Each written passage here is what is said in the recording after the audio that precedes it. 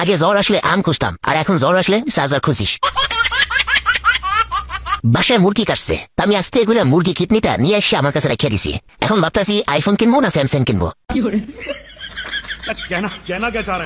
আমার একজন প্রশ্ন করছে, তোমার মা তোমার কতটা ভালোবাসে? আমি বলে দিছি, আমার মা আমার এতটাই ভালোবাসে যে সে সবসময় দোয়া করে তোর মতো সন্তান আল্লাহ যেন পারে না দেয়।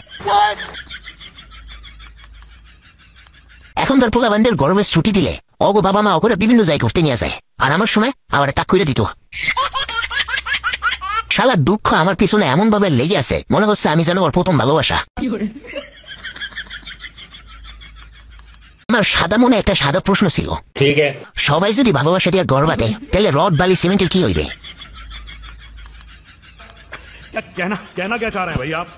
ভাবতেছি বেডি মানুষ এমন করে হেতে কাছে একটা দুইটা লাইক চাইলে আমার বেডি যেভাবে ইগনোর করে মনে হয় এর বাপের কাছে যৌতুক চাইছি। শয়তান বেডি। ভাবতেছি আপনাদেরকে 3টা প্রশ্ন করবা, সাহস থাকলে উত্তর দিন। আমার প্রথম প্রশ্ন, মেয়েদের প্যান্টে চেন থাকে কেন? এটারা চেন দিয়ে কি করে? আমার দ্বিতীয় প্রশ্ন, আমার কপালে যে বেটি লেখা আছে আমি যদি মারা যাই সে কি বিধবা হবে? আমার তৃতীয় প্রশ্ন, আমার ভবিষ্যৎ বউ না জানে কোন পরপুরুষের সাথে প্রেম করতেছে, এটাকে কি পরকীয়া বলা যাবে? ভাবতেছি আমিও টিকটক করি, বেটি মানুষও টিকটক করে, হেতে তো কমেন্টে বলবো আপু আপনি অনেক সুন্দর, কিউটের ডিব্বা। আর আমার কিউটের ডিব্বা তো দূরের কথা, কেউ জোরদার ডিব্বাও কয় না। আচ্ছা সেটি কি পারবে আমার ফ্রেন্ড লিস্টে গিয়া ফেক আইডি গুলো খুঁজে দিতে? ব্লক করে দিতাম, কারণ আমি একসেপ্ট করি মাইয়া, পরে দেখি ভাইয়া। অনেকেই কয় অগো নাকি রিলেশনশিপ টিকে না। আরে টিকবে কেমনে? জাতীয় ফুল শাপলা থাকতে ওরা প্রপোজ করে গোলাপ দিয়া। মাইয়া দেখিয়া জোরে বাইক চালানো শুরু করে দেয় পোলাপাইন। এতে লাভটা কি? না ওরা ভালো মতো মাইয়ারে দেখতে পারে, না মাইয়া ওরা ভালো মতো দেখতে পারে।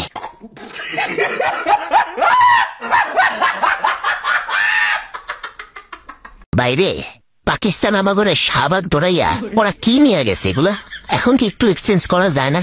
এটা কি সম্ভব না? প্রয়োজন আমরা পাকিস্তানি একটা অংশের জন্য টাকা দিতেও প্রস্তুত, কিন্তু শাহবাগটারে আমরা একদম ফ্রি দিয়ে দিব, কোনো টাকা নেব না। তাও ভাই একটু এক্সচেঞ্জ করার চিন্তা ভাবনা করো তোমরা। ভাল লাগে না আর শাহবাগটারে? কেন ভাল লাগবে প? শাহবাগী মাইয়াগুলো না আছে গোল্ড, না আছে রূপ, আছে কি ওভার কনফিডেন্স। জানি না এই ওভার কনফিডেন্স কোথেকে আসে ওর মধ্যে। আমি সব মাইয়াগুলো কইতেছি না, শাহবাগী যেসব মাইয়াগুলো দেখছি তাগো বিষয়ে কইতেছি। অবশ্য দেখছি এইসব আলকাতরা মাগা সুন্দরী করে, যার কারণে আমি এখন কথা বলতে বাধ্য হইতেছি। তো এক্সচেঞ্জ করা কি যায় না?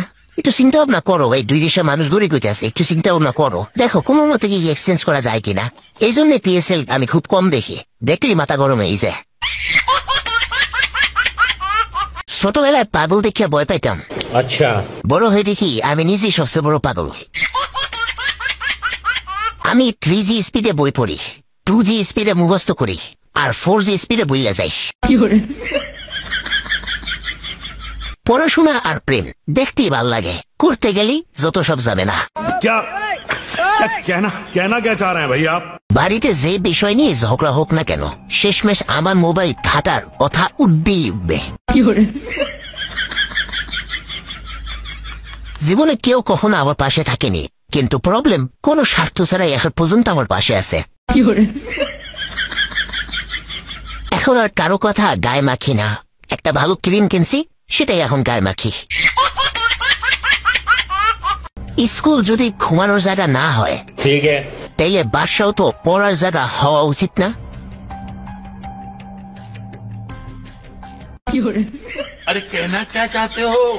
যদি খাবার দেখিয়া মুখে পানি চলে আসে তাহলে পানি দেখিয়া মুখে খাবার আসে না কেন? क्या कहना क्या चाह रहे हैं भाई आप?